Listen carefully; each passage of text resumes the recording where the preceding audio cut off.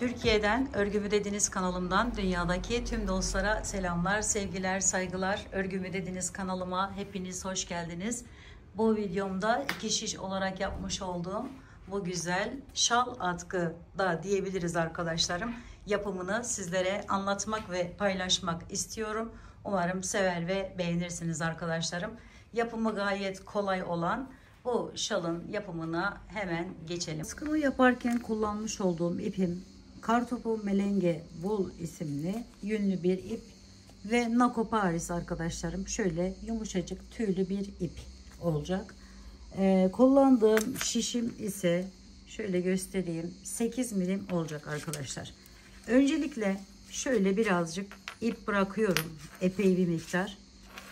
Sonra sıkıntı yaşamayalım arkadaşlar. Şimdi ipi şöyle bıraktıktan sonra, bir miktar ayırdıktan sonra şöyle bakın, yeni başlayan arkadaşlarım için gösteriyorum. Şu şekilde aldım, şöyle geçiriyorum arkadaşlarım, bakın. Bu işaret parmağımdan ve baş parmağımdan şu şekilde tuttum.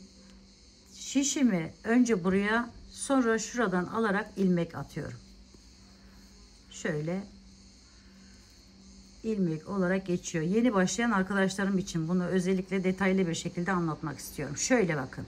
Şuradan aldım, buradan alıyorum ve geçirdim. Aldım buradan alıyorum ve geçiriyorum. Şimdi ben bunu enini ne kadar büyüklükte istiyorsanız o kadar ilmek atmanız gerekiyor arkadaşlarım. Ben bunu toplam 40 ilmek yapmayı düşünüyorum. Şöyle.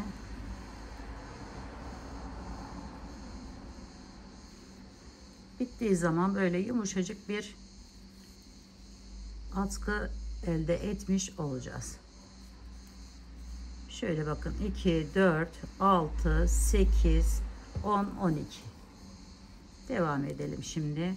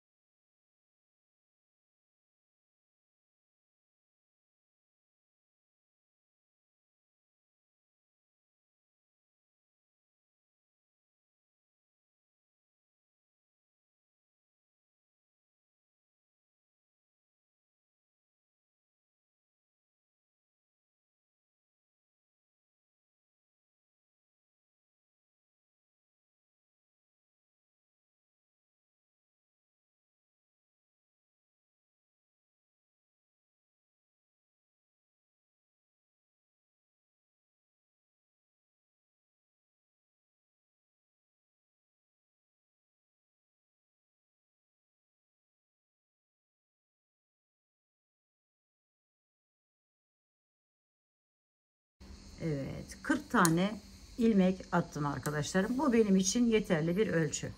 Şimdi bakın, şu fazla ip kalsın arkadaşlarım. Bu ilmek atarken çok önemli. Daha büyük yapacaksanız burayı biraz daha fazla bırakabilirsiniz. Şimdi şöyle alıyorum. Daha sonra onu içeriden yok ederiz. Şöyle tuttum arkadaşlarım, bakın. İkisinin şu şekilde yaparak, ilk sıra olduğu için şöyle arasından geçiriyorum. Sonra hemen yanındaki ilmeği, ipimi öne alıyorum. Şu şekilde ters örgü oluyor bunun adı. Tersten örüyorum. Sonra yanındakini düz olarak alıyorum. Bakın. Şöyle öne aldım ipimi. Önden bir tane ördüm. Düz olarak bir tane şu şekilde alarak alıyorum. Bir düz bir ters diyoruz arkadaşlarım biz bunlara. Bu şekilde devam ediyoruz. Bir düz bir ters. Bakın, şöyle giriş yapıyorum. Şu şekilde alıyorum. Şöyle yaptım. Bunu tersten örüyorum. Bunu düzden örüyorum.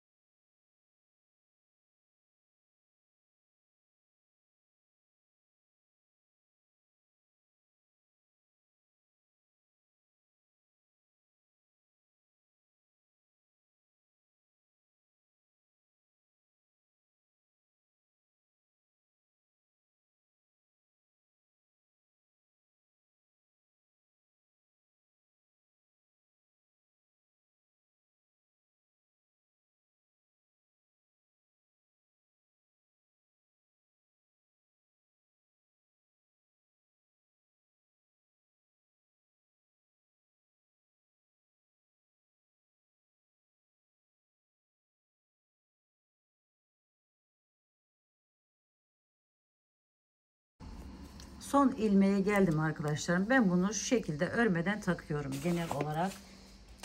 Şu ses çıkarttı. Onu çıkartmasını istemediğim için şöyle altına ipi koyayım. Şimdi son ilmeği taktım. Gördüğünüz gibi buradan giriş yapıyorum. Yine şöyle ön ipim arkada. Şuradan şu şekilde arasından giriş yapıyorum arkadaşlarım. Kenarının düzgün olması için yaptığımız bir işlem bu. Şimdi ters olan ilmeğim, bakın şu ters olan ilmeğim, ipimi öne alıyorum. Tersten yine bunu örüyorum. Şu şekilde. Düz olan ilmeğim ise bakın şöyle görüntüsü bu şekilde olanlar düz oluyor. Hemen bakın şu iç kısmından alttan giriş yapıyorum ve buradan ilmeği alarak örüyorum. Yanındakini yine ipimi öne aldım. Şöyle yapıyorum ve içerisinden çıkartıyorum. Bunu ise şu aradaki yerden, bakın tam şuradan V'nin hemen ortasından giriş yapıyorum. Şu şekilde yapıyorum ve çekiyorum. Yanındakini ters olarak örüyorum. İpimi öne alarak. Diğerini ipim arkada. V'nin ortasından giriş yapıp şöyle şişimi dolayıp çektim. Bakın şu şekilde. Şimdi devam edelim aynı şekilde. Bakın ipi öne aldım. Tersi ördüm. Sonra düzü hemen altından giriş yaparak alıp örüyorum. Şöyle düze geldim. Düzü de içinden aldım ve çıkardım ilmeğimi. Tersi normal ördüm. Bunu alttan örüyorum.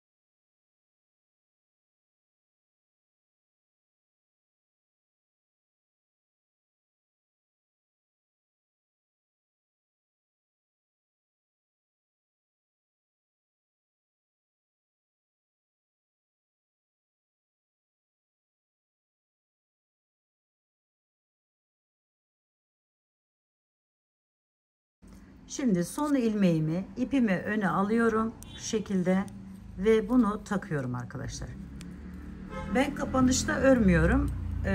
Sonra ilk başlarken örüyorum bu ilmeğimi. Kenarı daha düzgün duruyor. Şimdi buradan yine aynı şekilde bakın. Şöyle girişimizi yapıyoruz. Şöyle aldık ve çektik. Yine ters olan yerime geldim. Bunu hemen şu şekilde yapıp tersten örüyorum. Düz olan ilmeği bu defa bakın az öncekini buradan almıştık. Şimdi buradan. Hemen alttaki yerden giriş yapıp alıyorum bu şekilde. Bunu ters olarak örüyorum. Bunu yine bakın şuradan giriş yapıyorum ve buradan alarak örüyorum. Bir alttan bir üstten, yani normal alıp bir düz bir ters şeklinde devam ediyoruz. Sadece düzleri buradan şu şekilde değil, şöyle değil, şu alttaki boşluktan giriş yapıp alarak örüyoruz arkadaşlarım. Ve böylelikle bu güzel modeli oluşturmuş oluyoruz. Bunu lastik yaparken de rahatlıkla kullanabilirsiniz. Bakın bir alttan bir ters şöyle örerek devam ediyoruz.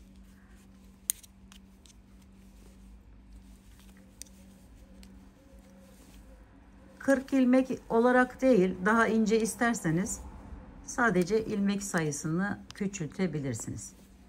Evet, böyle başlayıp hiçbir değişiklik yapmadan dilediğiniz uzunlukta yapabilirsiniz arkadaşlarım. Bakın modelimiz bu şekilde.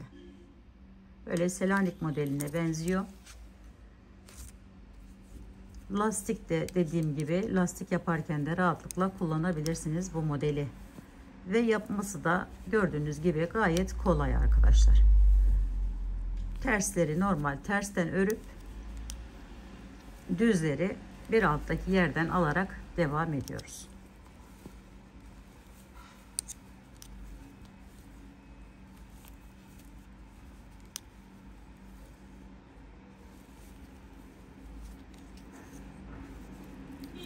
Evet.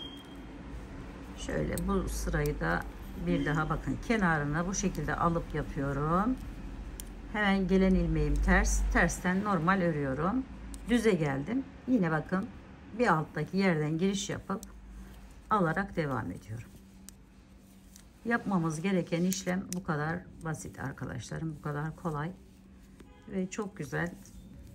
Kendinize ya da sevdiklerinize rahatlıkla örebileceğiniz bir atkı haline gelecek inşallah bitirince.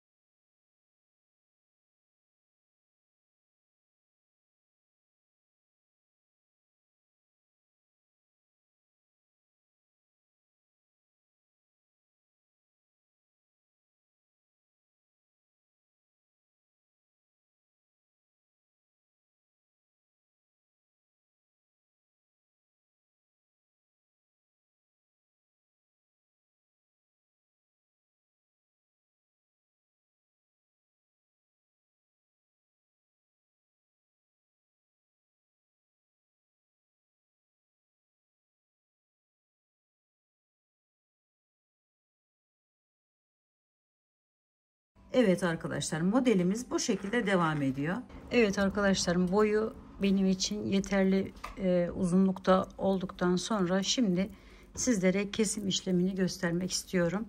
Özellikle yeni başlayan arkadaşlarım için. Bakın şu ilmeğim, bunu örüyorum bu şekilde. Sonra yanında ters olan ilmeğimi de örüyorum. Ben bu şekilde kesim yapıyorum. Sonra ikisini birlikte bakın şunu bunun içerisinin üzerinden atlatıyorum. Sonra bunu yine normal modelini örüyorum. Çok böyle sıkmadan arkadaşlar. Bu arkadaki ilmeği alıp bunun üstünden atlatıyorum. Evet, öne aldım ipimi, ters olan ilmeğimi ters olarak ördüm. Sonra bunu alıp bunun üzerinden atlatıyorum.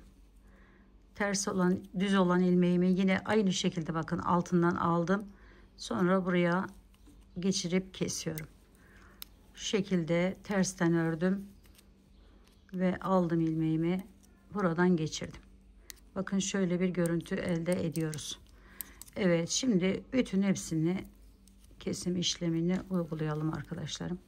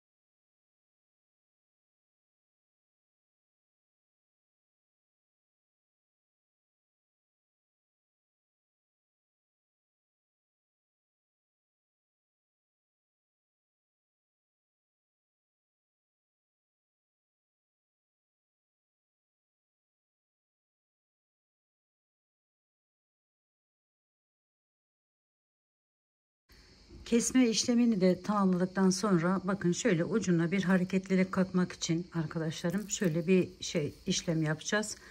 Şimdi orayı özellikle şu düz olan yere geliyorum. Şu şekilde yaptım. Sonra şu şekilde yükseliyorum. Çekiyorum ipimi. Ölçü olarak şu ölçüde diğerlerini yaptığım için size de bunu Şimdi şöyle ölçüyorum. Bakın bunun boyuna geldi. Sonra 1, 2, 3, 4, 5, 6, 7, 8, 9, 10, 11, 12, 13, 14, 15 defa şu şekilde çevirdim. Geliyorum bunu da bakın şurası. Buradan giriş yapıyorum. Şu şekilde. Tabi bu işlemi tığla yapıyoruz. Şöyle aldım ve çekiyorum. Bakın şöyle birleşince şöyle güzel bir görüntü ortaya çıkıyor arkadaşlarım. Sonra devam ediyorum. Hemen yanındaki yerden girişimi yapıyorum. Burası ters olan yerim. Şöyle aldım.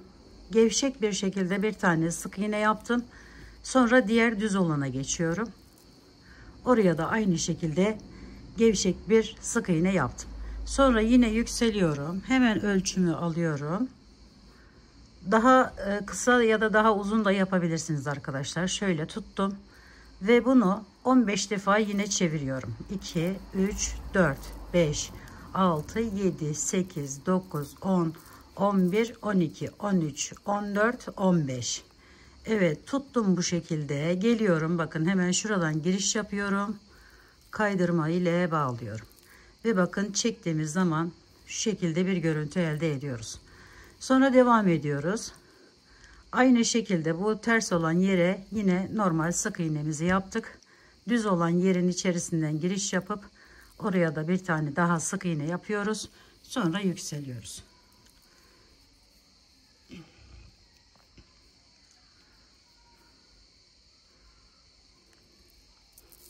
Çeviriyoruz.